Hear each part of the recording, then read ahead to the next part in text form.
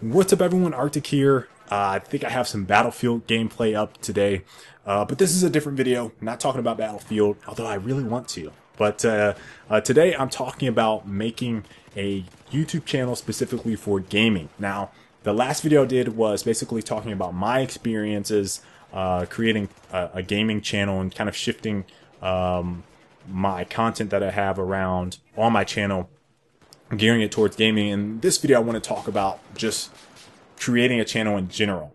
And I kind of had a time frame that I said I was going to do every 6 months, and it's around the 6 month period. The last video I just talked about I did was April 24th.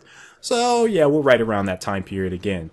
And I'm sure there will be a big, huge wave of new content creators coming in with next gen, and this is just happened to be a very good opportunity to talk about it and kind of get those gears turning in people's heads about, okay, I'm kind of interested in doing this. What do I need to do? Do I need a capture card? I don't need a capture card. All those types of things kind of come into play.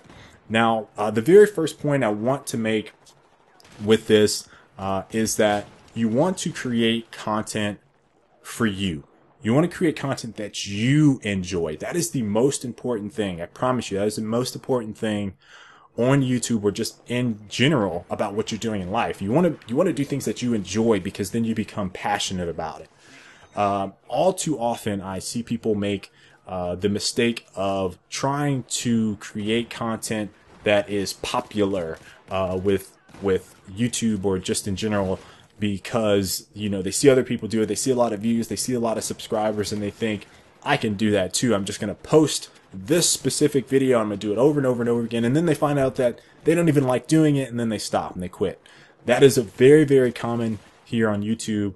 And it's common in a lot of different places, just a common facet of life that you will see. People see something that they think other people might like, and they say, okay, well, that might be for me. And they try it out, and then they don't like it, and then they give up on it. Now, that's not to say that won't happen out there for some of you, but if you're really passionate about creating content, then you'll find yourself gravitating towards things that you enjoy. And that's the big thing that I want to push here. There's the Minecrafts out there, there's the Call of Duties, there's the League of Legends. If you don't really like those games, you like other games, try creating content for those other games. If you're passionate about those games I just mentioned, then go for it. People can really tell if you're being authentic about what you're doing, whether they are listening to you on the internet, because they will cross-check. I promise you. If you contradict yourself, or if they see you in game and you're not acting the way that you act online, you will get called out for it in a heartbeat. So be authentic with that as well. Now, there are obviously different types of channels that have different types of content, so I also want to talk about that. And I'll talk about it, kind of breaking it down from what is traditional in a sense, or what are the norms now, and then we might see new stuff in the future. But there's a traditional commentary style. There are montages.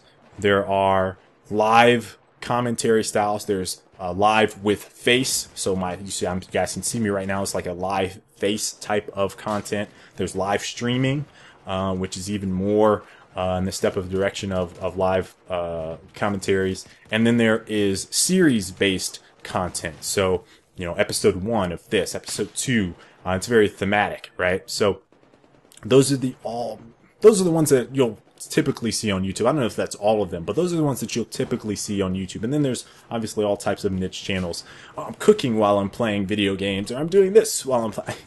Obviously, they're all different, and I don't know what's all out there. But obviously, you can create whatever type of content that you think will resonate well with you. But for the starting blocks, I just kind of want to hit some of these ones really quickly to give you an idea of maybe where you would like to start. Now, traditional commentaries, that's where you see video gameplay and there's somebody talking over top of the gameplay, or Scene Anners, or Gold Glove, or PewDiePie, whoever. They all have their different styles that they kind of developed over time to make them who they are. The traditional commentary style is basically you have gameplay up, you're talking about, it could be daily life. It's very topical driven. Daily life, you're talking about things in the game, you're talking about popular interests, There could also be commentaries that are very informative, which are more of the things that I like to do. So there's like tips and tactics things, strategy development, game info, news. Those are all different styles of commentaries, but they kind of have their own little subcategories within them.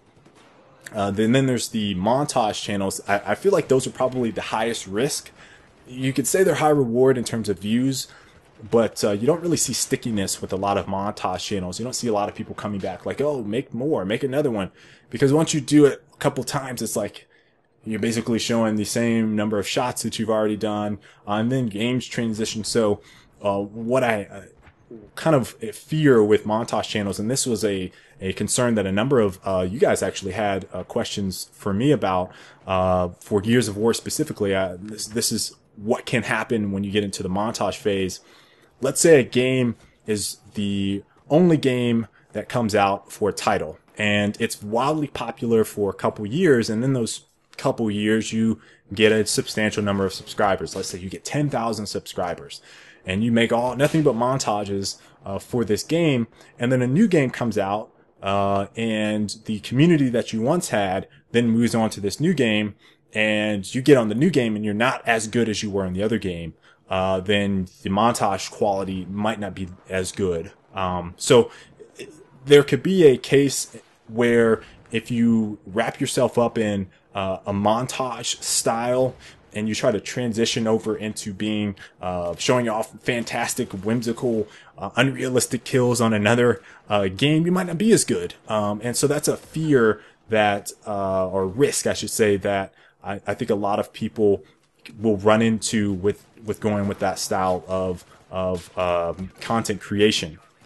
Now, don't get me wrong, you can obviously do that, but just understand that there's also the copyright issues, licensing of songs, having to worry about monetizing your videos. If you want to be a partner, you have to go through a very long process of figuring out the legal ramifications of using music specifically that you don't own. So if you want to keep your channel without getting any strikes, you have to play by the rules, and the music choices that you have there can definitely impact the quality, at least from a person, a viewer, I should say, a viewer perspective on your work. So be wary of montage channels. They high risk, high reward, maybe, but a lot of risk involved with creating montages here on YouTube or anywhere else for that matter, in this day and age on the internet. Now, the other style is like live let's plays or live commentaries. This could be considered a live commentary. It's more of it's a traditional commentary with a face cam, because I'm not actually shooting this live. But live commentaries typically involve you being authentic about the experience that you're having and then showing other people that real experience. It's not, I won't say commentaries are scripted, but it's less control over what is happening. You don't get to sift through all the video gameplay. You don't get to sift and show specific things. You're showing the realness, the authenticity of your gameplay.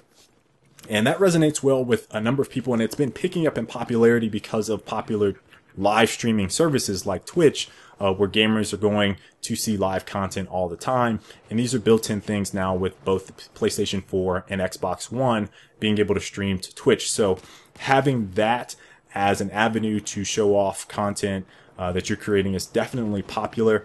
There's also people that do things like editing funny clips or reaction videos. You see a lot of these scare games where people having a live cam, live experience, and they're like, oh God, oh no, screaming at the top of their lungs. Wildly hilarious, but can be a little choreographed to some extent, kind of fake at times.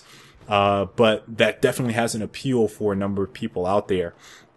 So thinking about that is definitely something worth while. The last one is series or themed style videos, and those are basically topical in a sense that you want to make sure that it's almost scripted, I would say. Having a series or themed topic of content is very scripted, and you want to make sure that you are building out the series and developing it into something that people can easily digest. So an example would be, who does a lot of very good, I think Freddie Wong has kind of a very good series of videos that he does with his edit shorts, of play on real life live action gaming, right?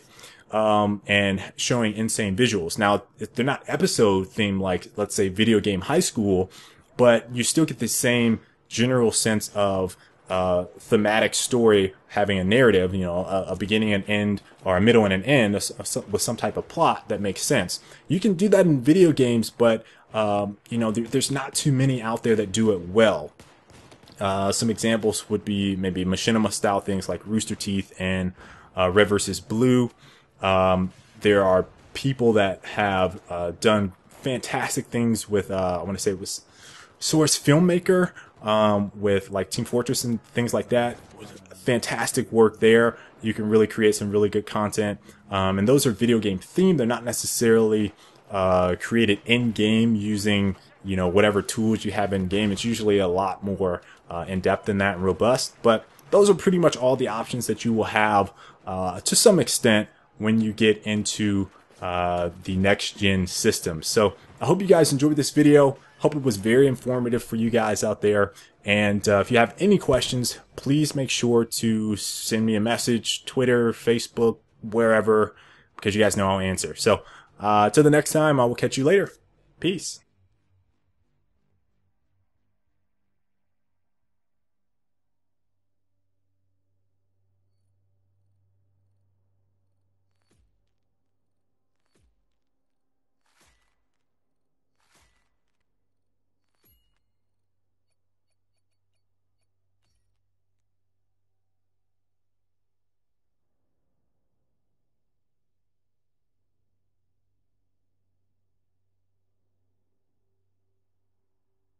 If you enjoyed the video, make sure to give it a like. I have lots more Battlefield 4 gameplay coming with lots of little commentaries alongside them.